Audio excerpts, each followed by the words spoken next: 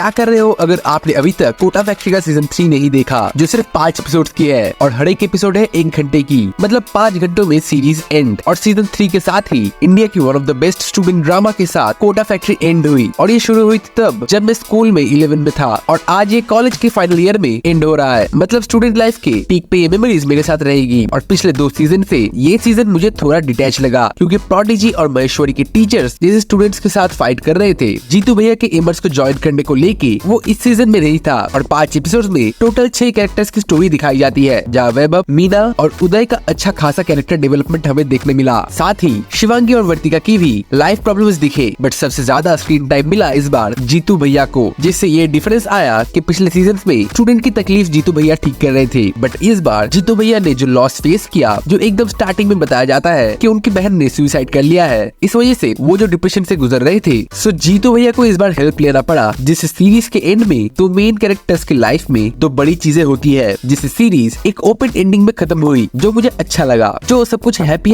And करने से बेहतर है। और टीनेजर जो फेस करते हैं और उन्हें जो फेस करना पड़ता है, वो सब चीजें मैं टीनेजर एज ग्रुप को छोड़ने के बाद भी कैसे कर रहा हूँ, आई रियली डोंट नो। लेकिन जीतू भैया जो सेवियर थे सबके, अब उनके अपने इमोशंस पे कंट्रोल हो नहीं रहा। जो सब स्टूडेंट्स को सोल्यूशंस दे रहे थे, अब उनके लाइफ में सोल्यूशन देने के लिए किसी को चाहिए, जो हमें बार बार देखने मिलता है। और मीनल की कैरेक्टर मिसिंग रहती है पूरे कास्ट से, जिसे 1 या 2 सीन में ही दिखाया गया। एमर्स जो जीतू भैया की इंस्टीट्यूट थी, उसे भी संभालना है, और उससे जुड़ी भी कुछ बेसिक प्रॉब्लम्स, जैसे कि फाउंडिंग टीचर्स को लाना और स्टूडेंट्स का आना, इसी के सोल्यूशंस के ऊपर एक डेडिकेटेड पार्ट दिखता है। साथ ही कैसे स्टूडेंट्स रियल लाइफ प्रॉब्लम्स को फेस कर रहे हैं और उनका क्या रिएक्शन होता है, जैसे कि बोर्ड्स का और आईआईटी की प्रिपरेशन अलग, और बोर्ड्स में चाहिए 75% और एडवांस का कट ऑफ क्लियर नहीं हो रहा, और दोनों एग्जाम के बीच का गैप भी कम है। बट एंड में वैभव के साथ जो हुआ वो अननेचुरल फील होता है मुझे। लेकिन स्पॉइलर अलर्ट, एक ट्रेजिक हीरो दिखाया गया उसको, और एंड में एकदम लास्ट सीन के दौरान वैभव और जीतू भैया की आखिरी मुलाकात होती है। बिना बात हुए दोनों के रास्ते अलग हो गए। और मुझे तो फास्ट एंड फ्यूरियस 7 की it's been a long day की याद आ रही थी, और इमोशंस भी फील हो रहे थे कि मेरे पूरे स्टूडेंट लाइफ जो थी